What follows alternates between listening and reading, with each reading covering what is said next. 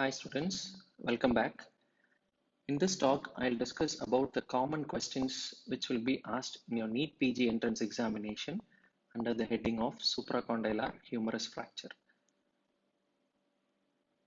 First of all, you should understand what is the importance of this orthopedic subject in your NEET PG exam. Most of you will think orthopedics as an accessory subject so that you can cover it at the end, but it is not so. There are only 12 questions which will come under the subheading of orthopedics in your NEET PG exam, and your thought process will be like 12 questions only. But if you see this in detail, each question carries 4 marks, and so 12 into 4 is 48 marks. So it is not 12 questions only, it is 48 marks, and you cannot say this as 48 marks only because actually 48 marks is a big thing. Why? Because this 48 marks will increase your rank by 350 to 400 ranks ahead, which will give you more option in choosing your PG seats. So this 48 marks is very important because it is easily readable, as orthopedics is a very small subject with very few topics in which questions can come. This 48 marks is easily securable, and you should not get negative marks in any of these 12 questions. And once you read orthopedics, it is easily remembered because it is just by remembering the picture. So the moment you enter into the exam hall, you should be confident of answering all these 12 questions in orthopedics so that your 48 marks is confirmed and you have advanced yourself by a rank of 350 to 400 ahead of others. So all the best in remembering and answering these questions in orthopedics. Now coming to this topic of NEET exam questions in supracondylar humerus fracture, I would suggest you to read my previous video on supracondylar humerus fracture by the link given in this slide to understand the answer for the following questions. Now coming to the first question, at what age does the ossification center of capitulum appear? As you all know, capitulum is a part of the distal humerus, and ossification centers of the distal humerus is an important NEET question. So the answer to this is remembered by remembering this word crito, C-R-I-T-O-E. These letters signify the various parts of the distal humerus as shown in the picture.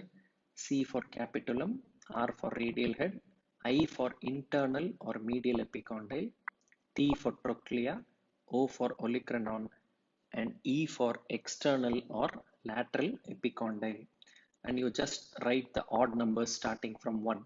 1, 3, 5, 7, 9, and 11 years. So this is how you have to remember the ossification centers of the distal humerus. And now coming to our answer, the ossification center of capitulum appear at the age of 1 year. So the answer is 1 year. I would suggest you to know the answer very thoroughly instead of looking for the answer in the options, which will save a lot of time. That is the reason why I have not given any options, and it is only one word which you have to remember, and this word should strike even before you look at the choices given for the concerned question. So when you read the question, at what age does the ossification center of capitulum appear? This crito should come in your mind, and the answer should be 1 year, and you should search for that 1 year in the option rather than seeing the options and then selecting the answer. Now this is the second question. What is the commonest nerve injured in supracondylar humerus fracture? Yes, the commonest nerve injured is the median nerve, or more specifically the anterior interosseous branch of the median nerve. So if there is an option of anterior interosseous nerve, that is the best option. And if anterior interosseous nerve option is not there, then the answer is median nerve. Third question, what is the commonest type of supracondylar humerus fracture? As we know, supracondylar humerus fracture is of two types, flexion type and extension type, of which the commonest is the extension type of the fracture, where the distal fragment moves posterior to the proximal fragment. So the answer is extension type of supracondylar fracture. Next question. What is the commonest direction of displacement of supracondylar humerus fracture? I have told you that the word displacement is used based upon the distal fragment, and as the commonest type of fracture is a extension type of fracture, the commonest displacement will be posterior and medial. So it is a posteromedial displacement which is commonly seen in supracondylar humerus fracture, and this displacement causes the median nerve injury, that is the common nerve injured. Now the next question, read the question carefully. What is the commonest nerve injured in flexion type of supracondylar humerus fracture? The previous question was extension type, and there the answer was median nerve. And in flexion type of supracondylar humerus fracture, the commonly injured nerve is ulnar nerve, because the distal fragment moves anteriorly and the proximal fragment moves posteriorly, and the spiked proximal fragment will injure the ulnar nerve, which is tethered behind the medial epicondyle. So in flexion type, the commonest nerve injured is ulnar nerve.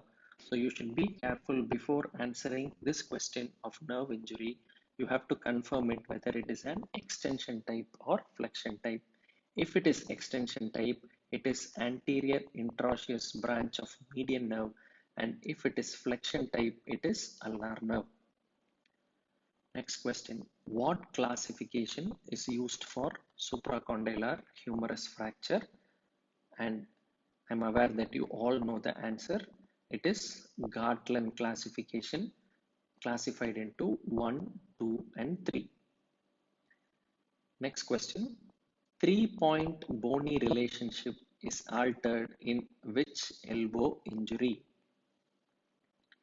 Yes, the three bony points are medial epicondyle, lateral epicondyle, and tip of olecranon. So when you see the elbow from the posterior aspect, these 3 points form a isosceles triangle. In a case of a supracondylar humerus fracture, the fracture is above this triangle, so the 3-point bony relationship is not altered. Whereas in a case of elbow dislocation, the olecranon comes out of the distal humerus, and this alters this triangle. So the answer for the question is elbow dislocation is the injury in which 3-point bony relationship is altered. Next question. Which sign is tested for anterior interosseous nerve injury? As I have told you, anterior interosseous nerve is a branch of median nerve which is commonly injured in extension type of supracondylar fracture, and the sign which is commonly tested for anterior interosseous nerve is, yes, OK sign. This OK sign is possible when the anterior interosseous nerve is intact, supplying the flexor pollicis longus of the thumb and flexor digitorum profundus of the index finger, so that they touch against each other to cause this OK. So the sign tested is OK sign, and we are testing the flexor digitorum profundus of the index finger and flexor pollicis longus of the thumb. Next, what is the radiological sign seen in undisplaced supracondylar humerus fracture? If the fracture is very obvious, then everyone will be able to diagnose it. When it is a minimal crack and the child complains of pain, X-ray does not show a clear fracture line, what is the radiological sign to diagnose it? The answer is yes, fat pad sign. This is the air shadow seen in the posterior aspect of the distal humerus because of the hematoma which displaces the fat pad present in the olecranon fossa, causing fat pad sign, which is seen in radiographs. Next question. In a normal humerus, when you draw an anterior humeral line, it should bisect which part of the distal humerus? Or in other words, the anterior humeral line bisects which part of the distal humerus? And the answer is capitulum. This line bisects the capitulum, which is shown as dotted circle. Next question.